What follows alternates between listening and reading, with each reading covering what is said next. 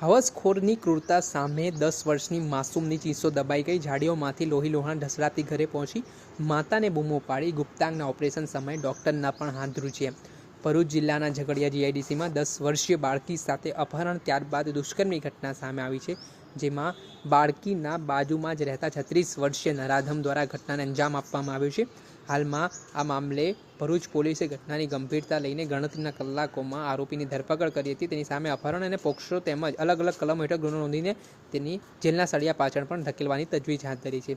ત્યારે વાત કરીએ તો ભરૂચ જીઆઈડીસી વિસ્તારમાં મજૂરી કામ કરી પોતાનું ગુજરાન ચલાવતા પરિવાર પર જાણે કે આપ ફાટી હોય તેવી સ્થિતિનું નિર્માણ થયું છે. તેમાં તેમના મકાનમાં રહેતી 10 વર્ષની સગીરા છે તે રાત્રિ દરમિયાન સૂઈ રહી હતી, ત્યારે બાજુમાં રહેતો 36 વર્ષીય નરાધમ છે તે રાત્રિ દરમિયાન સૂઈ રહેલી આ બાળકીને ઉપાડીને લઈ જાય છે. અપહરણ કરી ત્યારબાદ અવારું જગ્યા ઉપર દુષ્કર્મની ઘટનાને અંજામ આપે છે. એટલું જ નહીં, આ દુષ્કર્મની ઘટનાને અંજામ આપ્યા બાદ નરાધમ દ્વારા એક જઘન્ય કૃત્ય કરવામાં આવ્યું છે. આ રાક્ષસી કૃત્યમાં તે લોખંડના સળિયા વડે બાળકીના ગુપ્તાંગના ભાગે ગંભીર ઇજા પહોંચાડીને ત્યાંથી ભાગી જાય છે. આ ઘટનાના પગલે બાળકી લોહીલુહાણ હાલતમાં ત્યાં ઘટના સ્થળ ઉપર ઢળી પડેલી જોવા મળે છે અને ત્યારબાદ તે ડરથી કણસેલી હાલતમાં અવારું જગ્યાથી પોતાના ઘર ઢસડતા જોવા મળે છે. આ ઘટના મામલે જ્યારે તે ઘરે પહોંચીને બૂમો પાડે છે મમ્મી મમ્મી, ત્યારબાદ તેની માતા બહાર આવે છે અને આ દ્રશ્ય જોઈને તેમની માતાના પગ નીચેથી જમીન સરકી જાય છે, કેમ કે જે હેવાનિયત ગુજારી છે આરોપી દ્વારા જે પ્રકારની ઘટનાને અંજામ આપ્યો છે તે મામલામાં આ દીકરીને તાત્કાલિક સારવાર માટે નજીકની સરકારી હોસ્પિટલ ખસેડવામાં આવે છે અને ત્યારબાદ વડોદરાની એસએસજી હોસ્પિટલ ખાતે ખસેડવામાં આવે છે. ત્યારબાદ આ મામલે જે દીકરી છે તેની માતાએ સ્થાનિક પોલીસમાં ફરિયાદ નોંધાઈ હતી, જેને લઈને ઘટનાની ગંભીરતા લઈને પોલીસ અલગ અલગ ટીમો બનાવીને ગણતરીના કલાકોમાં નરાધમની ધરપકડ કરી હતી. ત્યારે આ મામલે શું કહી રહ્યા છે ભરૂચ જિલ્લાના એસપી મયુર ચાવડા તે સાંભળી લો. 16 તારીખે ઝઘડિયા જીઆઈડીસી પોલીસ સ્ટેશનના પોલીસ સબ ઇન્સ્પેક્ટરને ખબર પડે છે કે એક બાળકીની ગંભીર ઈજા થઈ છે અને એની સારવાર માટે એને ઝઘડિયાથી ભરૂચ શિફ્ટ કરી છે. આ મેસેજ પ્રાઇવેટ માણસ મારફતે મળતા ઝઘડિયા પોલીસ તાત્કાલિક સિવિલ હોસ્પિટલ ભરૂચ પહોંચે છે અને સિવિલ હોસ્પિટલ ભરૂચમાં એ ખબર પડે છે કે એક આશરે 10 થી 12 વર્ષની બાળકીને ગુપ્ત ભાગમાં ખૂબ જ ગંભીર પ્રકારની ઈજાઓ થયેલી છે અને કોઈ વ્યક્તિએ એની સાથે કૃત્ય કર્યું છે.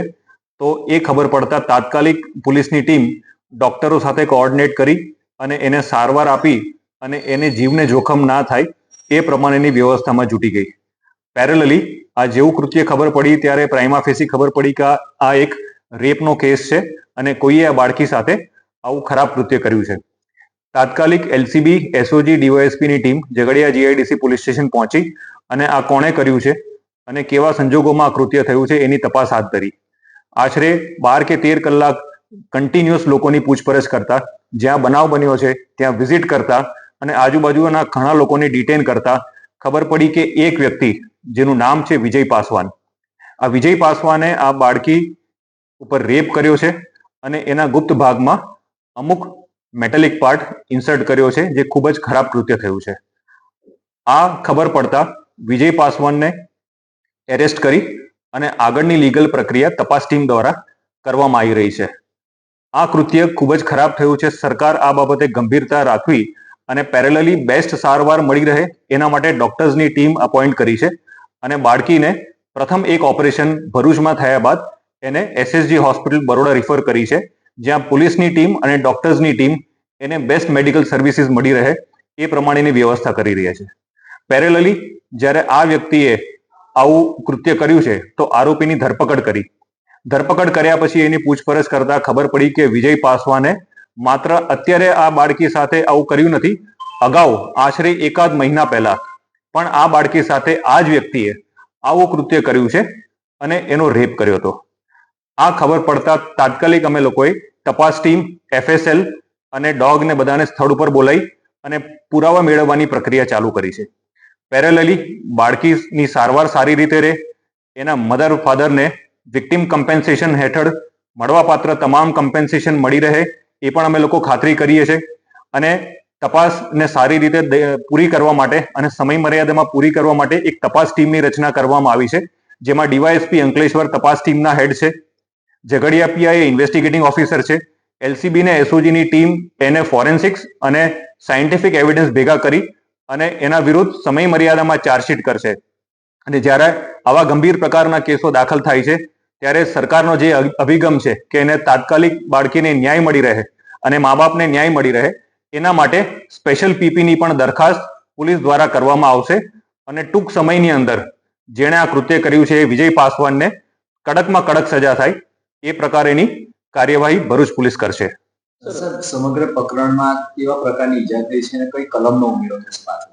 બેઝિકલી જ્યારે ગુનો દાખલ કર્યો ત્યારે 137, 65 અને પોક્સો એક્ટ બીએનએસની અલગ અલગ સેક્શનમાં, પણ જ્યારે અમને ખબર પડી કે બાળકી સાથે માત્ર આ કૃત્ય નહીં પણ એની ઉપરાંત એક મેટાલિક રોડ સાથેનો પણ એની જોડે વ્યવહાર થયો છે ખરાબનો, તો અમે લોકોએ બીએનએસની સેક્શન 109 એટલે કે જૂની એક્ટની આપણી 307નો પણ ઉમેરો કર્યો છે. એટલે તમામ સેક્શન જે લાગુ પડતું હશે એ અમે લગાડી છે અને હજી બી જો કોઈ બીજા એવિડન્સ મળશે અથવા બીજો કોઈ કૃત્ય થયું હશે તો એની પણ તપાસ અમે કરશું. બાળકી ગંભીર હાલતમાં હતી જ્યારે ભરૂચ સિવિલ હોસ્પિટલમાં આવી હતી. પ્રાથમિક એની સર્જરી કરવામાં આવી અને એના પછી બરોડા સિવિલ હોસ્પિટલમાં અત્યારે બાળકી સ્ટેબલ છે એવા મેસેજ છે. તેમ છતાં જે પ્રકારની ઇન્જરી છે એ પ્રમાણે ડોક્ટર્સની ટીમ કન્ટિન્યુઅસ એ બાળકી ઉપર નજર રાખી રહી છે અને એને સારવાર આપી રહી છે. અમે એ જ પ્રાર્થના કરશું અને અમે એ જ એફર્ટ કરશું, પોલીસ કે ડોક્ટર કે કોઈ બી વહીવટી તંત્ર, કે બાળકીનો જીવ બચી જાય એટલે બેસ્ટ સારવાર મળી રહે એ પણ અમે એન્શ્યોર કરશું. કયા કાંડને કઈ રીતે સરખાવાય એ બેઝિકલી અલગ અલગ વિષય છે, પણ આ કૃત્ય છે એ ખૂબ જ ખરાબ છે અને એના માટે પોલીસ સ્ટ્રિક્ટ એક્શન લેશે. ઇન્વેસ્ટિગેશન હાલ ચાલુ છે.